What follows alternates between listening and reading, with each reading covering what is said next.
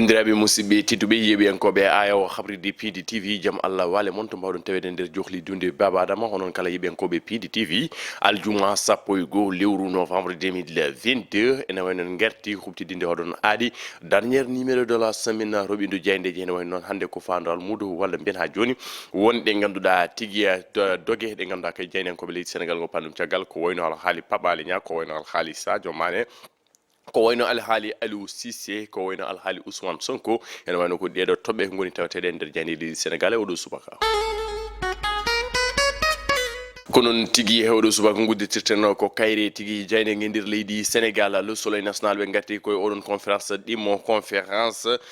des hommes sur leur masculinité positive ene wayno noon ɓe garti ene mbaɗi kuptidindi ndeɗon jonde nde ganduɗa tigi tawtornoma ɗum hoore lindi président Macky Sall ɓe mbi ko Macky pour un nouveau élan ene wayno noon ɗeɗon caɗele e lefte torle tawateɗe walla mbiyen pawateɗe dow rewɓe ko ɗum tigi wonno mujiba ndeɗon jonde ƴewde fewjidde gam kay ittuɗum e mbaɗi kuptidinde ittuɗum tigi ha laaɓa haɓa ɗum violence faite aux femmes ɗum tigi wonno mujiba ndeɗon jonde président Macky Sall suuti en kongi e wiide ɓeɗon jaynankoɓe le soleil kona ɗum ko en kaɗon haala kanko woni tawte kay nder jayde las violence faite aux femmes et aux filles en Afrique ene wayno noon ɗeɗon lorte lepte e torle wono kay caɗele ɗe ganduɗa tigi rewɓe ne guura ɗum e nder galleji mumen rewɓe ne guura ɗum e nder duude Afrique ɗum noon tigi wonno mujiba ndeɗon jonde feccade peeje eɓɓude tigi ganduɗa kay hol peeje ƴetteteɗe gam kay ñawde ndeɗon saɗede gam kay ɓeɗon rewɓe guura fayida guura tigi ganduɗa ko afiya e nder nduude Afrique kono kay mbasa teskede kala e caɗele tigi fayede dow mumen Macky Sall porte le combat ko noon tigi woni ko wi ɓeɗon jeynenkoɓe las o artine mbaɗi kuptidinde e oɗon deuxiéme conférence juɓɓiɗa ɗo e nder leydi Sénégal mo leydi men bismi kono kay kanko président Macky Sall o yatirani hen caggal e wiide ɓeɗon jeyniyankoɓe las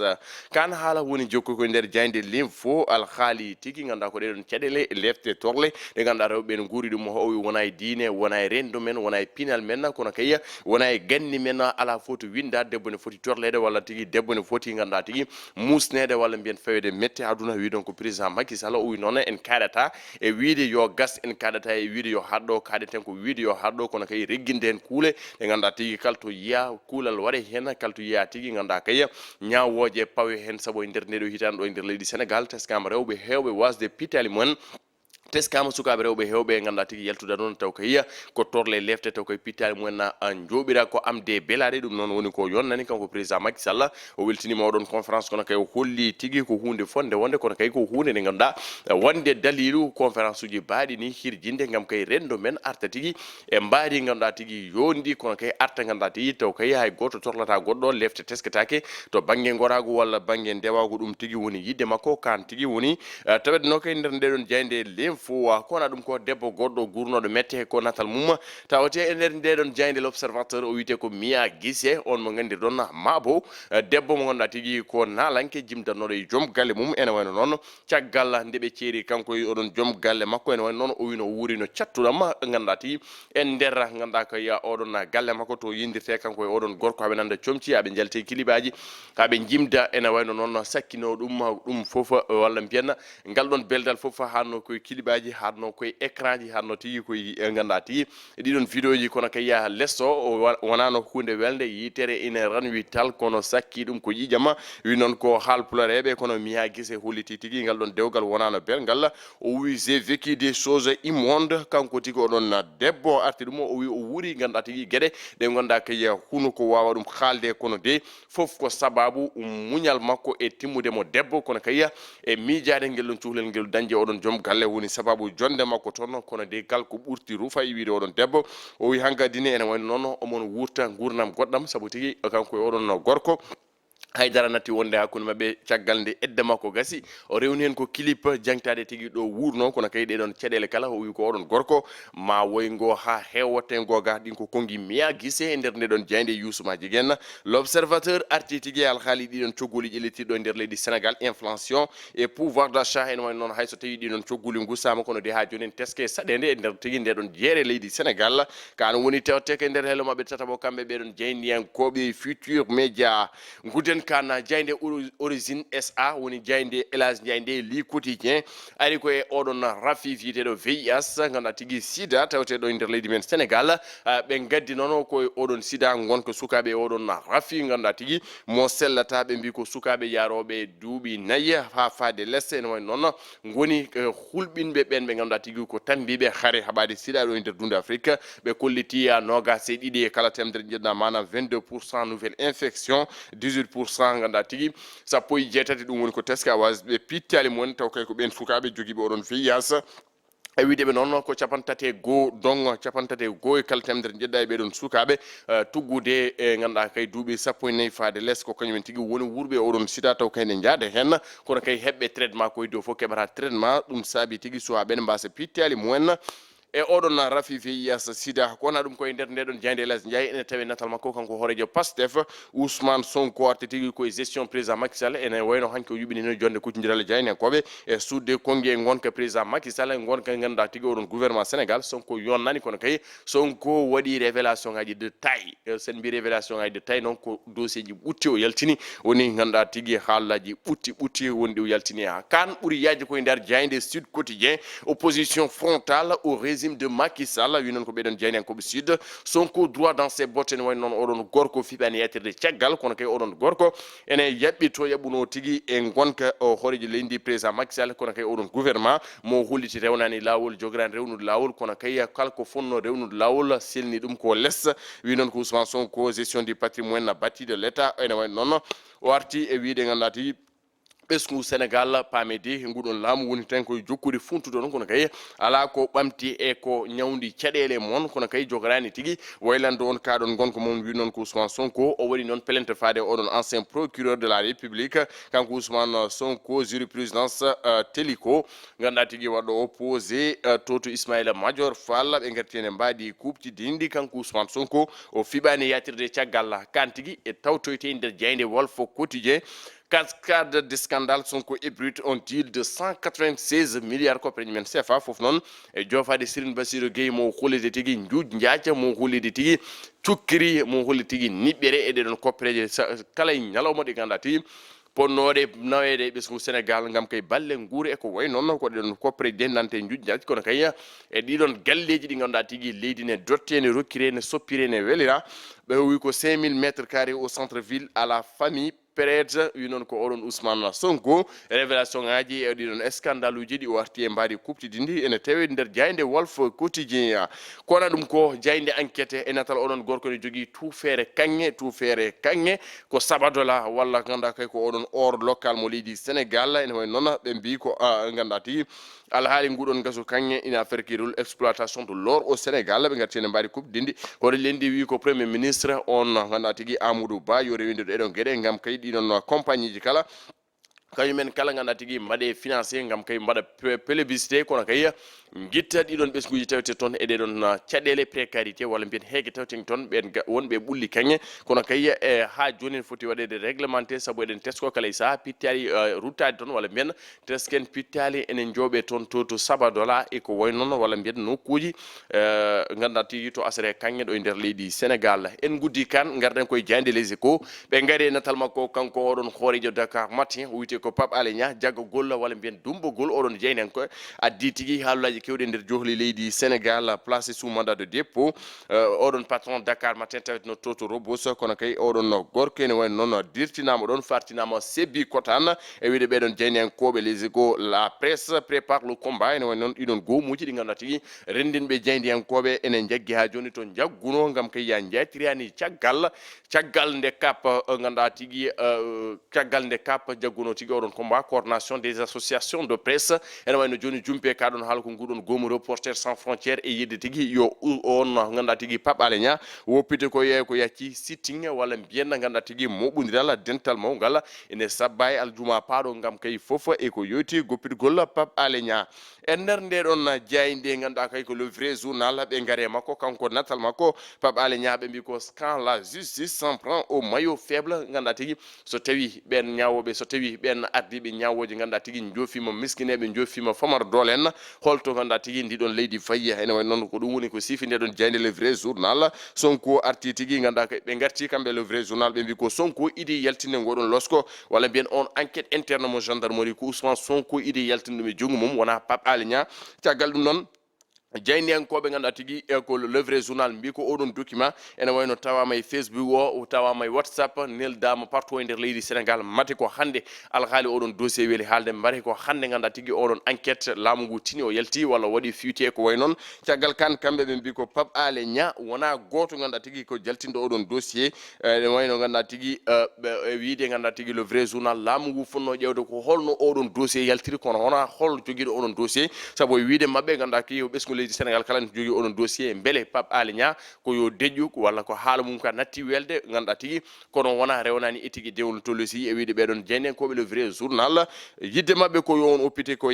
yacci en guddi kan jayde bisbi le jour ari tigi koye natal makko no président Macky Sall winomo el tactico walla mbiyanmo l'entraîneur drug lux o wiyete ko Aliou Cissé e keɓungal yaadu toto Qatar 2022 ene way noon o watti coupe du monde makko tataɓo coupe du monde makko ɗiɗaɓo mo ardi baroɗe teɗugal leydi Sénégal tataɓo mon 2002 mo wonno capitaine des Lions de la Teranga kanko tigi waɗi reconduire oɗon équipe kono kay Ousmane Sonko wattanama tigi o jafoɗon Aliou Cissé wattanama duuɓi ɗiɗi oɗon contrat mum ɗo ha 2024 ko kanko latoto keɓlo baroje guendiji leydi Sénégal ɓe mbi ko 60% de dépendance de l'équipe nationale du Sénégal fof yoyti koye ñaccio le 217 des Bavarois le 10 de l'équipe nationale du Sénégal kanko woni Sadio Mané ene wayno capanɗe jeegom kala temedere ƴeɗɗa yidde men korse men kono kay mbawka men dole men fof ɓaggueɗen koye makko wadde mbiyede prompt rétablissement Mané ɓe mbi ko 27 buts et 15 passes décisif so Aliou Cissé kanko woni ko dañi Sadio Mané bituji nogas jeeɗiɗi kono kay e sappo e joyi passe décisif ɗum woni ko waɗi délivré hande noon aljuma hande to hôtel ganduɗa tigi taweteɗo VDN ko toon tigi ene wayno on ganduɗa Aliou Cissé ɓayinata liste mum 26 fotɓe yaade e to mondial 22,5 millions francs CFA par mois ene wayno ko million ngaji nogas e ɗiɗi pawɗi million ngaji nogas ɗiɗi piccal joyyi 22 millions francs CFA ɗum woni ko Aliou Cissé yoɓete lewru kala maydu e gardade tigi ganduɗa kay oɗon équipe nationale en tant que sélectionneur des Lions Vox Populi ari tigi alhaali ganduɗa tigi ko on gorko mo ganduɗa tigi l'enfant de Bambali wiyete ko Sadio Mané ɓe wi ko le numéro 2 de la FIFA woni Fatima Samoura arti tigi Fatma Samoura arti tigi e mbaɗi kuptidinde nde ɗon gagnande Sadio Mané holli tigi kulol mum o wi ko yenna dutto e ganni duttoɗen e ganduɗa koye oɗon aada duttoɗen tigi ganduɗa koye ɗiɗon piiɓi e ɗaɗi e ganduɗa tigi gam Sadio Mané wawa tigi dartade hebde oɗon kattan mum yaade to mondial il faut que Sadio soit là wi noon ko Fatma Samoura on tigi jeeɗe nguɗon gomo FIFA nguɗon gomo FIFA tammi football e nder windere nde kala le Sénégal n'arrive pas encore à digérer cette nouvelle ene way noon ha joni ganduɗa kay Fatma Samoura ene doga ɓesgu Sénégal kañumen kala yo duwo kono kay oɗon famille mo Sadio Mané ha tenti tigi ganduɗa kay ko oɗon kaw makko Ibrahima Touré maire mo Bambali o wi ko ɓesgu Sénégal yo moni kala duwo yo moni kala wat ko wawi ngam Sadio Mané ara ko yeewi ko yacci ganda ko hepta ganda kalɗaɗam noon oɗon kattan mum ko yeewi ko yacci wawa jeede ɗeɗon baroɗe wawa tigui weltinde ɓesgu Sénégal e oɗon coupe du monde jayde tribune sport are natal makko kanko Aliou Cissé yadude yagorɗo coftal ɓalli leydi Sénégal le ministre des sports Yankoba Diatra wondude tigui on maire mo Gorée kono kayya on kanko woni mo ganduɗa ko on halfina fédération sénégalaise de football maître Augustin Senghor ɓe mbi ko Aliou Cissé bien motivé ɓe gartine mbaɗi kuptidinde on contrat mo waɗi prolongé kanko el tactique o jaydi stade ko noon tigui Aissata Ndiaye no heewi wiide ko kayri uddata damal ko kayri tigui uddata ganda ko jondere ɓindu jaydeji men ɓe garti hakkude Cissé e Van Gaal mo ganduɗa tigui kañum woni keblowo ene wayno oɗon équipe mo Pays-Bas ɓe ko hande tigui ɓe ndenduɓe poule mbaɗata dévoilé liste aji moins 26 joueurs ɓe poti yarude to ganduɗa tigui leydi Qatar Van Gaal wondude natal makko Memphis Depay Aliou Cissé wondude natal Sadio Mané Sadio Depay pratiquement dans la même situation ene wayno si on Sadio Mané et Memphis Depay kañumen kala situation goto ko gagnande tigui tawte mumen l'Argentine de Léo Messi en majesté winon koye stade bandiraɓe musidɓe tedduɓe gassi ha laaɓi ɗum wonno ko tonguno ɗen e ko yowite tigui ganduɗa kayi ko sifa e kele gaɗen jayde leydi Sénégal Ousmane Sow Thiombane Ibrahima Thiombane jehen gaɗen konon tigi bandira musibe tedduɓe hen garti tigi kono en ndi ko jaynenkoɓe leydi Sénégal binde mbadi kuptidinde ala haali Pape Alé Niang e oɗon dossier interne mo gendarmerie so tawi omo foti walla o fotani beele oɗon dossier to rewi ha yaltiɗo wona ɗon tigi foti ƴewtede sa ferguitimo to ƴew to janɗa ɗo ƴew tigi ganduɗa to perguitɗa ɗo ko ferguitma ko woni sababu yanduma ko ɗum ɗon tigi gendarmerie fonno ƴewde ko ɗum ɗon tigi laamu leydi Sénégal fonno ƴewde hay so tawi ganduɗa tigi en jii ko journaliste d'investigation ganduɗa tigi mo ɗawetake information président Macky Sall wino e 2015 dumbota jeyndi anke kono kay hande ko ɗum teska dumbude oɗon na jeyndi anke Pape Alé Niang beele ganduɗa tigi wona bêtise beele wona erreur e wadde ganduɗa tigi golle baaɗi ni saabu teskanomo doggol ganduɗa tigi gonka jeyndi ankoɓe liberté d'expression ene wayno leydi men Sénégal yatiri no caggal no hannirta ni beele ɓeydata wadde reculer au pays de la teranga saabu en jii foddeji journaliste aɓe kokkama saabu hande kala to jiiɗa siɗuji ne kewi ganduɗa tigi article aji ne kewi presse aji ne kewi foof non ene hollita liberté d'expression kono ganduɗa tigi honko ɓuuri hen ganduɗa tigi tentinde rokkude fodde jeyndiyankoɓe wadde ganduɗa tigi liggey mum no hannirta ni c'est vrai jeyndiyankoɓe kokkama gueɗal e nder leydi Sénégal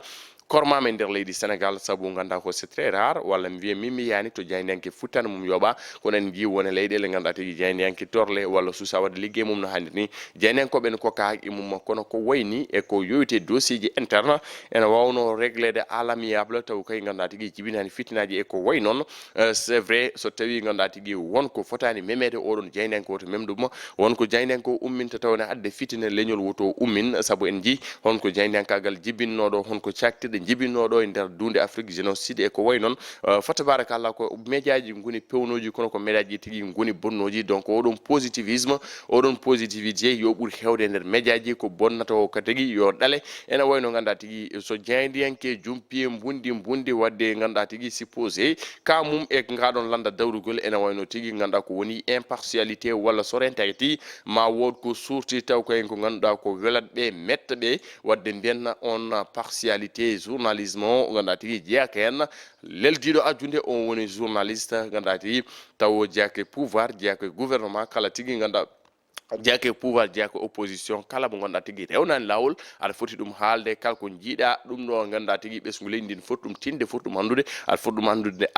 andinde ɓesgu leydi ndi ko ɗum ɗon tigi woni fodde gueɗal ngal jeyndiyanke foti jogade nder leydi Sénégal ko noon tigi en gartaɗa joni libération Pape Alé Niang ɗum tigi woni ko yogue jeyndiyankoɓe leydi Sénégal garti kona ɗum ko en gartate tigi alhaali Sadio Mané bandiraɓe c'est une précision de taille Sadio Mané ko match mabɓe werde Brême o heeɓi nde ɗon gagnande nde ganduɗa tigi subaka law wona jayde Allemagne wona jayde ganduɗa tigi sénégalais kono ko jayde leydi France waɗi ganduɗa tigi Sadio Mané forfait holto mi guitti oɗon information walla ha joni ko colonisation hakkude men ndiɗon leydi France te pourtant Karim Benzema est incertain pour le mondial mais hay goto mabɓe ɗimmani ɗum haalde wona média français hay goto mabɓe haalani wonde Benzema ko incertain Benzema ko forfait mais pourquoi jayde enquête fino subaka goto ganduɗa tigi waɗa tout le pays en péril walla ganduɗa tigi waɗa semer l'inquiétude dans tous les cœurs dans tous les esprits des Sénégalais bandiraɓe joƴen seeɗe ha joni France ne jokki wadde coloniser leydi Sénégal ha joni médiaji mabɓe en jokki ganduɗa tigi wadde coloniser nder leydi Sénégal une information ne vient pas de son club information ummoraki ganduɗa koye entraîneur makko information ummiraki e makko mi sikku enen les Sénégalais ou bien la presse sénégalaise ko kañum ɓurno fewnitade e suudde kongi e gonka Sadio Mané mais jayni enquête alors jayde ganduɗa tigi équipe nde windi ɗum jeynenkoɓe leydi Sénégal ko ɗon e ɗon jokki jabde Sadio Mané hay so teni komo gagnino pourtant la France est partie en 2002 avec ganduɗa tigi Zinedine Zidane koyngal bandisagal feti ko dernier match mumen donc nak oɗo information ça ne devait pas donc prendre cette ampleur parce que ko kamɓe mbaɗirta noon le pouvoir de la communication yidde joude mentalité men wadde ɗum très fatal ganduɗa tigi ha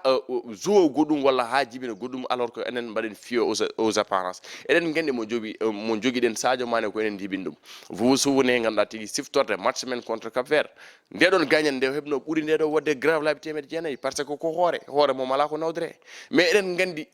oɗon lion mo waɗata incarné oɗon patriotisme mo waɗata dégagé woni sababu ummademo o yaltani mais ko hawlogi oɗon piyo fuɗɗi wiidomo Moussa o yalti donc nak oɗon motivation et oɗon encouragement